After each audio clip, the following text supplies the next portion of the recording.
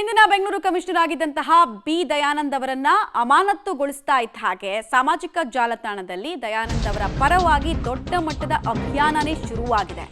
ವ್ಯಾಪಕ ಖಂಡನೆ ವ್ಯಕ್ತ ಆಗ್ತಾ ಇದೆ. ಕನಿಷ್ಠ ಪ್ರಿಲಿಮಿನರಿ ಇನ್ವೆಸ್ಟಿಗೇಷನ್ ಮಾಡದೆ ಏಕಾಏಕಿ ಇವರನ್ನ ಹೆಂಗೆ ನೀವು ಸಸ್ಪೆಂಡ್ ಮಾಡಿದ್ರಿ ಅಂತ ಜನರ ಪ್ರಶ್ನೆ. ಐ ಸ್ಟ್ಯಾಂಡ್ ವಿತ್ ದಯಾನಂದ್ ಅನ್ನುವಂತಹ ಅಭಿಯಾನ ಶುರುವಾಗಿದೆ. ದಕ್ಷ ಅಧಿಕಾರಿಗೆ, ಪ್ರಾಮಾಣಿಕ ಅಧಿಕಾರಿಗೆ ಇದೇನಾ ಬಹುಮಾನ ಅಂತ ಜನ ಕೇಳ್ತಾ ಇದ್ದಾರೆ. ಕಮಿಷನರ್ ಆಗಿದ್ದಾಗ ಅವರ ಕಾರ್ಯವೈಖರಿ, ದಕ್ಷತೆ, ಸಮಯ ಪ್ರಜ್ಞೆ ಬಗ್ಗೆ ಎಲ್ಲ ಜನ ಮಾತಾಡ್ತಾ ಇದ್ದಾರೆ. ಅಮಾನತು ಆದೇಶ ಹಿಂಪಡೆಯುವಂತೆ ಒತ್ತಾಯಿಸ್ತಾ ಇದ್ದಾರೆ ಸಾರ್ವಜನಿಕರು. ಒಬ್ಬ ಲಾಯಲ್ ಪ್ರಾಮಾಣಿಕ ಅಧಿಕಾರಿಯನ್ನ ನೀವು ಸಹಿಸಲ್ವಾ ಅಂತ ಕೇಳ್ತಾ ಇದ್ದಾರೆ. ಕೊಲೆಗಾರರು ಯಾರು ಇಡೀ ಪ್ರಕರಣದಲ್ಲಿ?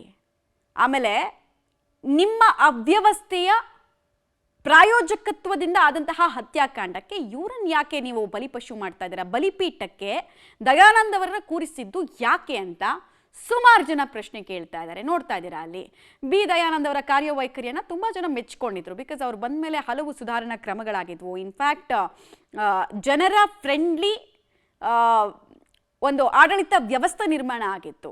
ಜನ ಈಸಿಯಾಗಿ ಆಕ್ಸೆಸ್ ಮಾಡ್ಬೋದಾಗಿತ್ತು. ಆಮೇಲೆ ಯಾರಾದರೂ ನ್ಯೂಸೆನ್ಸ್ ಮಾಡಿದ್ರೆ ಅದನ್ನು ಇವ್ರ ಗಮನಕ್ಕೆ ತರ್ತಾ ಇದ್ದ ಹಾಗೆ ತಕ್ಷಣಕ್ಕೆ ಒಂದೊಳ್ಳೆ ಸೊಲ್ಯೂಷನ್ ಅನ್ನು ಕೊಡ್ತಾ ಇದ್ರು. ಅಂತ ಒಬ್ಬ ಅಧಿಕಾರಿಯನ್ನ, ಕೇಪಬಲ್ ಅಧಿಕಾರಿಯನ್ನ ನಿಮ್ಮ ಸ್ವಾರ್ಥಕ್ಕೋಸ್ಕರ ಬಲಿ ಕೊಟ್ಟಿದ್ದು ಯಾಕೆ ಅನ್ನೋದು ಅವ್ರ ಪ್ರಶ್ನೆ.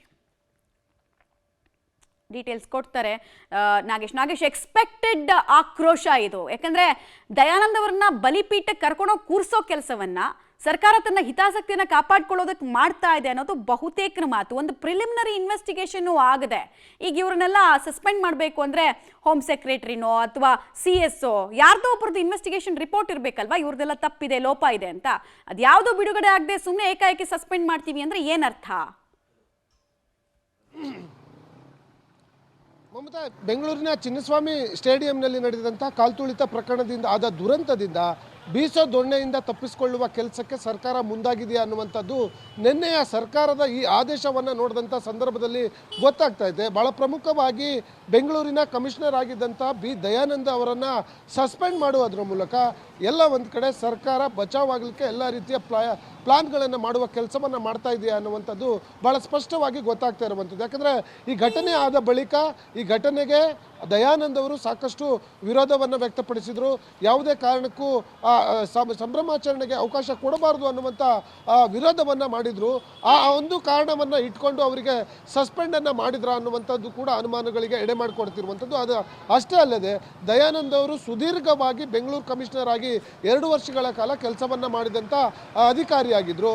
ಯಾಕಂದರೆ ಜನ ಮೆಚ್ಚಿದಂಥ ಒಬ್ಬ ಕಮಿಷನರ್ ಆಗಿರುವಂಥ ಒಬ್ಬ ಅಧಿಕಾರಿಯನ್ನು ಸಸ್ಪೆಂಡ್ ಮಾಡೋದ್ರ ಮೂಲಕ ಅವರಿಗೆ ಒಂದು ಮರ್ಯಾದೆಯನ್ನು ಕೊಡದೆ ಸಸ್ಪೆಂಡ್ ಮಾಡಿರುವಂಥದ್ದು ಈಗ ಜನರ ಆಕ್ರೋಶಕ್ಕೆ ಎಡೆ ಮಾಡಿಕೊಡ್ತಿರುವಂಥದ್ದು. ಹಾಗಾಗಿ ಸೋಷಿಯಲ್ ಮೀಡಿಯಾದಲ್ಲಿ ದಯಾನಂದ್ ಸ್ಟ್ಯಾಂಡ್ ವಿತ್ ದಯಾನಂದ್ ಅನ್ನುವಂಥ ಪೋಸ್ಟ್ಗಳನ್ನು ಹಾಕಿ ಅವರ ಬೆಂಬಲಕ್ಕೆ ನಿಲ್ಲುವಂಥ ಕೆಲಸವನ್ನು ಜನರು ಮಾಡ್ತಿರುವಂಥದ್ದು. ಅವರು ಅಧಿಕಾರ ಸ್ವೀಕರಿಸಿದಂಥ ದಿನದಿಂದಲೂ ಕೂಡ ಸೋಷಿಯಲ್ ಮೀಡಿಯಾದಲ್ಲಿ ಸಾರ್ವಜನಿಕರಿಗೆ ಆಗುವಂಥ ಸಮಸ್ಯೆಗಳನ್ನು ಹೇಗೆ ಪೊಲೀಸರಿಗೆ ಸಂಪರ್ಕ ಮಾಡಿ ಸಮಸ್ಯೆಯನ್ನು ಬಗೆಹರಿಸುವ ಕೆಲಸವನ್ನು ಮಾಡಬೇಕು ಅನ್ನುವಂಥ ನಿಟ್ಟಿನಲ್ಲಿ ನಿರಂತರವಾಗಿ ಸಾರ್ವಜನಿಕರ ಸಂಪರ್ಕಕ್ಕೆ ಇರುವಂಥ ಕೆಲಸವನ್ನು ದಯಾನಂದ್ ಅವರು ಮಾಡ್ಕೊಂಡು ಬಂದಿದ್ರು.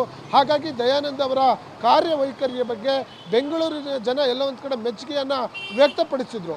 ಅದಾದ ಬಳಿಕ ಈ ಒಂದು ದುರಂತಕ್ಕೆ ಅವರನ್ನು ಬಲಿ ಕೊಟ್ಟಾದ ಮೇಲೆ ಸಾರ್ವಜನಿಕರು ಸೋಷಿಯಲ್ ಮೀಡಿಯಾದಲ್ಲಿ ತಮ್ಮ ಆಕ್ರೋಶವನ್ನು ವ್ಯಕ್ತಪಡಿಸುವ ಕೆಲಸವನ್ನು ಮಾಡ್ತಾ ಇರುವಂಥದ್ದು. ಮಮತಾ, ರೈಟ್, ಧನ್ಯವಾದ ನಾಗೇಶ್. ನಮ್ಮೆಲ್ಲ ಮಾಹಿತಿಗಾಗಿ. ಸರಿಯಾದ ಸಿದ್ಧತೆ ಇಲ್ಲದೆ ಇದ್ರೂ ಅವಕಾಶವನ್ನು ಕಾರ್ಯಕ್ರಮ ಮಾಡಿಕೊಡೋದಕ್ಕೆ ಇವರೇ ಅನುಮತಿ ಕೊಟ್ಟಿದ್ದು, ಇವರೇ ಅಲ್ಲಿ ಕಪ್ಪನ್ನೆಲ್ಲ ಎತ್ತಿ ಹಿಡಿದು ಇವ್ರ ಮಕ್ಕಳು ಮೊಮ್ಮಕ್ಕಳನ್ನೆಲ್ಲ ಕರ್ಕೊಂಡು ಬಂದು ಸ್ಟೇಜಲ್ಲಿ ಕುಣಿಸಿದ್ದು.